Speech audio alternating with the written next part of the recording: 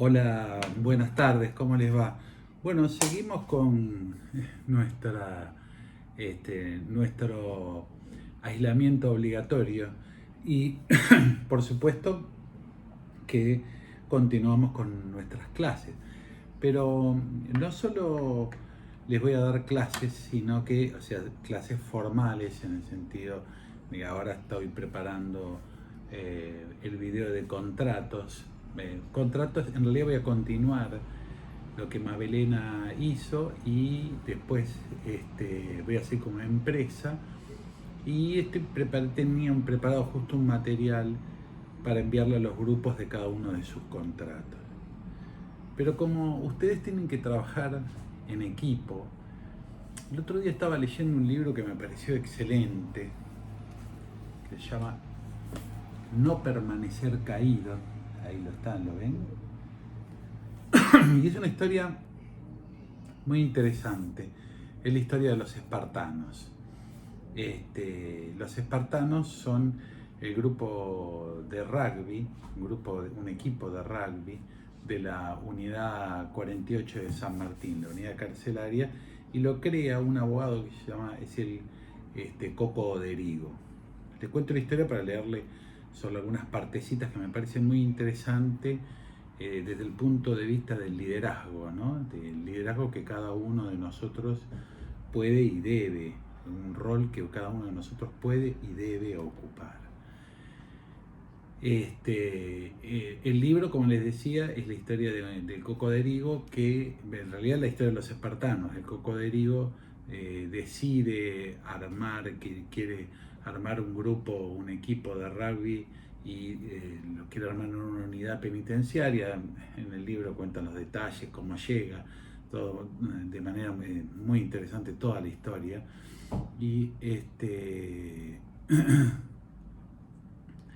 Y al principio cuenta la historia de algunos de los personajes que fueron capitanes del equipo y después sí cuenta,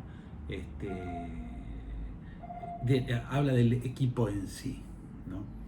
Y yo les voy a leer algunas partes. Por ejemplo, la primera parte me pareció muy interesante para traerles a la lectura. De paso, bueno, son lecturas interesantes para el aislamiento, ¿no? Y fue un ejemplo de superación. O sea, ¿por qué me pareció interesante? Por muchas cosas, pero, por ejemplo, antes de hablar del liderazgo, sí, de nuestra, lo llamaría así, el liderazgo, antes de hablar de los liderazgos, de las capitanías que en definitiva son líderes, habla cómo tuvieron que curar cada uno de ellos sus heridas, ¿no? Cómo curaron sus heridas y a partir de eso se convirtieron en líderes, pero en líderes positivos, porque eran de alguna manera líderes negativos, estaban cada uno de ellos en una unidad penitenciaria. El primero de ellos, en el capítulo 3 del libro, está el chino. ¿Yo cómo llego a este libro? En realidad este libro llegó porque los espartanos fueron a ver al Papa, a Francisco, y a partir de eso contaron la historia y me pareció muy interesante. Compré el libro, la leí y me pareció más interesante todavía de lo que me habían contado.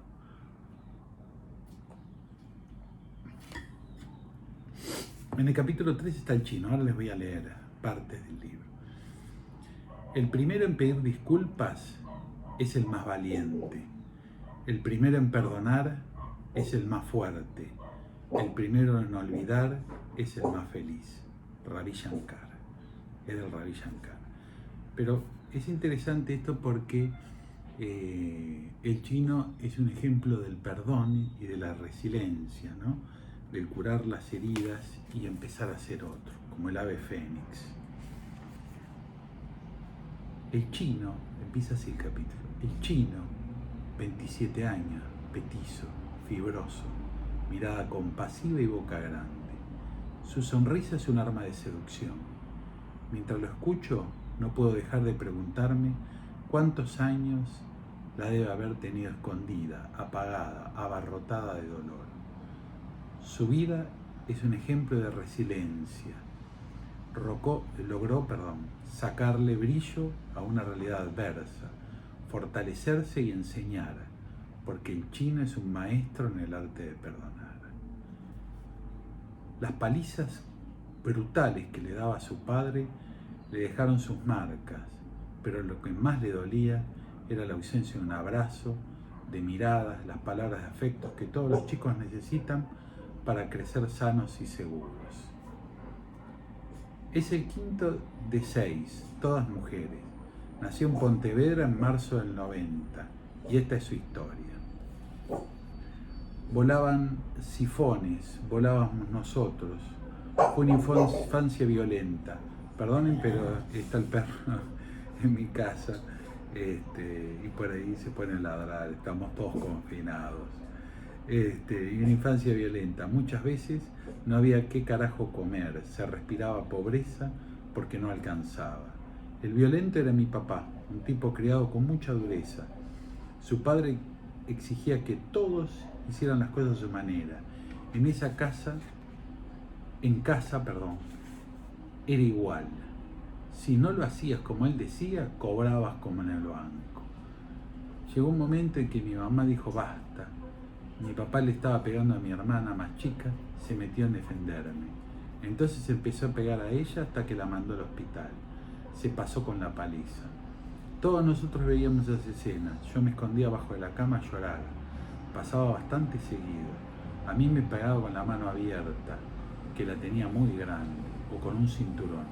A veces iba al colegio lastimado, pero me tapaba el guardapolvo. Era un tipo raro, muy nervioso, alterado, cero compasivo. Había perdido el trabajo y se dedicó a hacer servicio de televisores. Perder el trabajo le había generado mucha frustración, que se descargaba con violencia con la familia.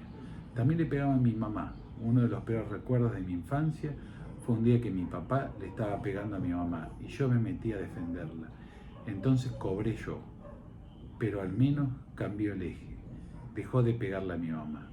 Yo era muy chico, pero me acuerdo perfectamente de ese día.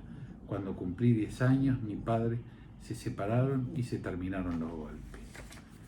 Y ahí empieza a contar cómo delinque, y empieza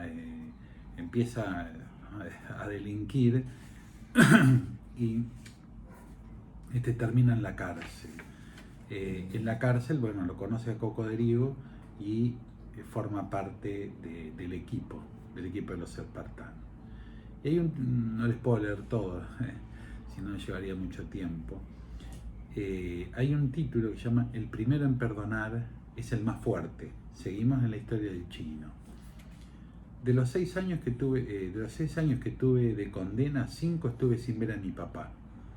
Uno de los miércoles en los que iba a visitar gente de la calle, vi a Rómulo Semborain, uno de los voluntarios con su hijo tomando mates y charlando. Yo estaba con la cara muy triste y Rómulo me preguntó qué me pasaba. Le conté que verlos a ellos dos me generó una nostalgia, porque no me veía con mi viejo hacía más de 5 años, y que él nunca me había dado un abrazo, ni me había ido a ver, y yo lo extrañaba, lo necesitaba. Me pidió el número de teléfono de mi papá, yo se lo pasé, pero le aclaré que no sabía cómo iba a reaccionar, porque era un tipo raro. Por suerte lo llamó, le dijo que era el día de mi cumpleaños, que me podía venir a visitar. Aceptó. Chino, la semana que viene te lo traigo tu viejo, me dijo Rómulo. Prepárate, fíjate qué le vas a decir, de qué le vas a hablar. Llegó el día del cumpleaños del chino. Rómulo pasó a buscar al padre al Ituzaingó. Lo que temblaba y transpiraba ese hombre era cosa de locos. Había mucho silencio en el auto. Yo le sacaba tema, pero nada. Y en un momento me dijo: usted no debe poder creer que nunca fui a visitar a mi hijo. Le respondí que cada uno maneja la relación con sus hijos de la manera que puede. Ese día entró mi papá al pabellón, temblando. Lo llevé a mi celda, porque estaba toda la gente ahí y yo tenía que hablar cosas aparte. Entonces le dije: pa, estoy experimentando muchas cosas que me están cambiando mucho la manera de pensar. Estoy madurando mucho. Te quiero pedir perdón porque capaz yo te fallé. Capaz no fui lo que vos esperaras que fuera.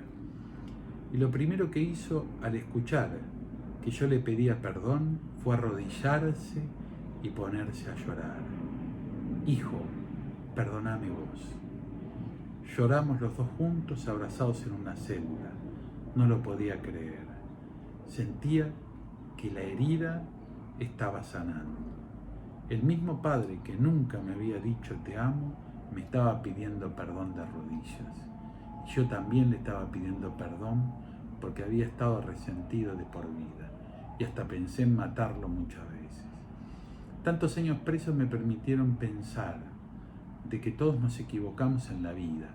Quizá mi papá también tuvo una infancia de golpes, de falta de amor. Eso me permitió pensar más con el corazón abierto, tratando de comprender la persona, teniendo empatía, no con la herida abierta que tenía por lo que yo había sufrido. Traté de dejar el resentimiento de lado y ver todo desde otro punto de vista. Empecé a experimentar el perdón.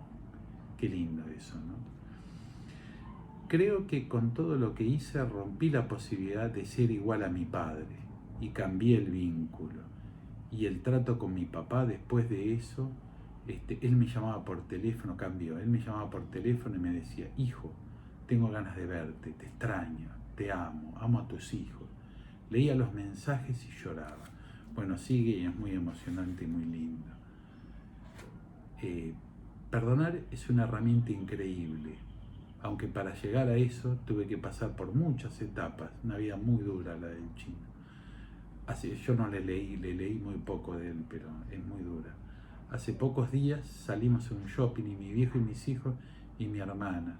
Fue la primera salida con mi papá en 27 años. Todo valió la pena. El chino salió en libertad en agosto del 2016. Por iniciativa propia creó un equipo de rugby en su barrio, compró 2 pelotas y empezó con 4 jugadores. Y en pocas semanas ya eran más de 20.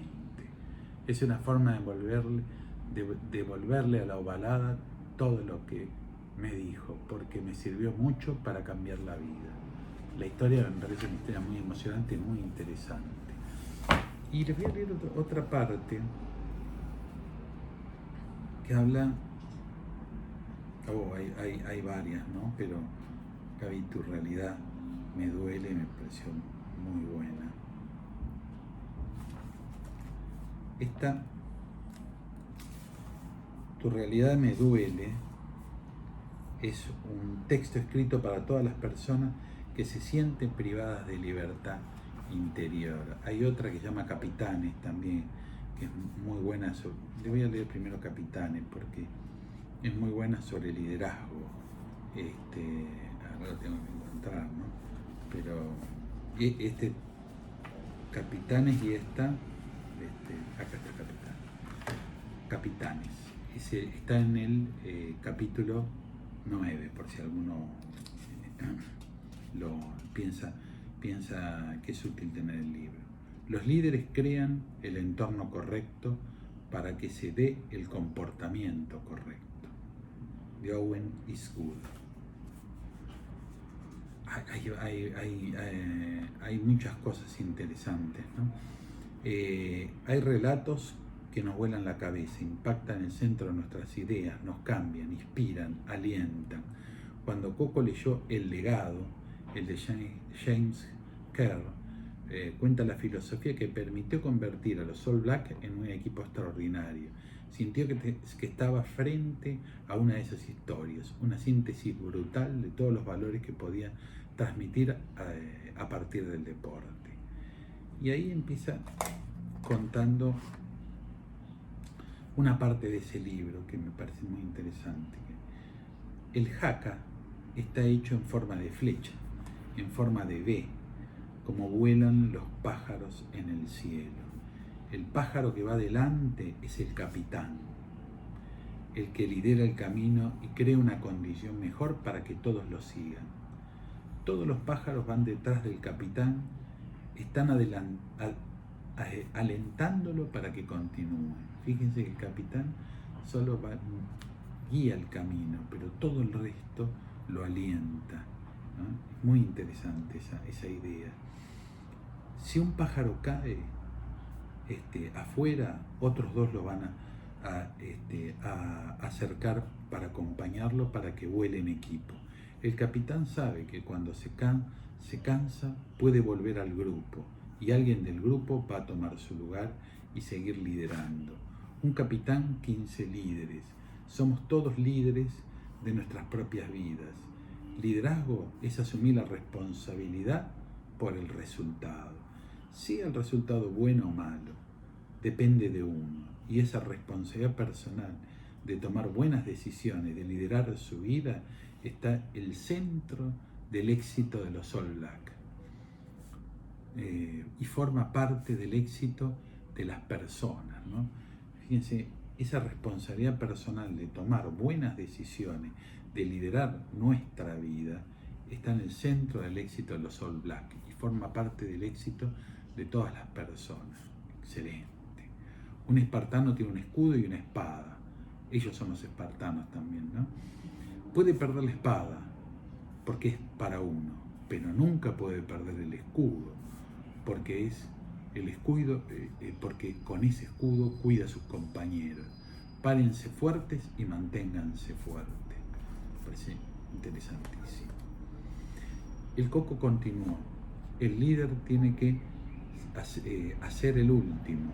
Hoy el capitán es Gaby, que es el más chiquitito de todos.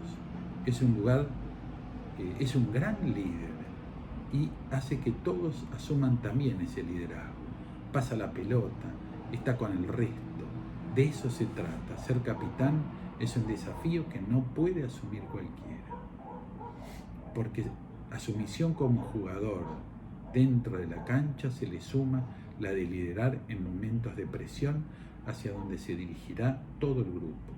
El capitán como líder debe lograr que también lo sean el resto de los jugadores. Eso se logra con humildad en primera medida. Defender a sus jugadores en todo momento es clave para que el equipo se afiance como una cadena que nadie podrá romper. Qué magnífica definición de equipo, ¿no? A ustedes les toca trabajar en equipo. Qué lindo que puedan escuchar y disfrutar de este relato como yo lo disfruté y entender la profundidad de este mensaje. Sí. Apunten a la nube más alta, porque si fallan, quedará en la montaña más alta. Luego contó, cuando un joven se convierte en All Black, se le hacen 2 preguntas, que son las 2 preguntas más importantes para cualquiera de nosotros, que nos podemos hacer en la vida. ¿Qué vas a aportar al equipo y qué estás dispuesto a sacrificar por el equipo? Me pareció maravilloso. Y después, por último, les quería leer una carta que está hecha para todos por un interno, ¿no? del pabellón 48. Postdata. El texto fue escrito para todas aquellas personas que se sienten privadas de libertad interior, más allá que vivan o no en una cárcel. O sea, todos los que nos podemos llegar a sentir que no tenemos libertad, esta carta está dedicada para nosotros. Está titulado esto, tu realidad me duele.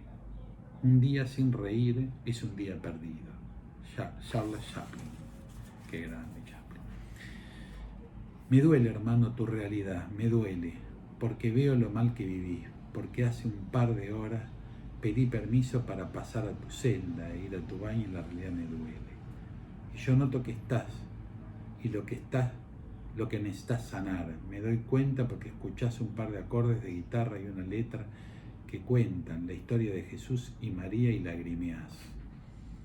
Y cuando te digo que perdones, que sueltes todas esas cosas que te atan desde pendejo, me mirás con ojos saltones. Sé que estás entre insultarme muy fuerte y hacerme caso. Así de grande es el abanico de respuestas que tenés, pero elegís el silencio. Y cuando te digo que tus viejos no tuvieron la culpa, me mirás con desconfianza.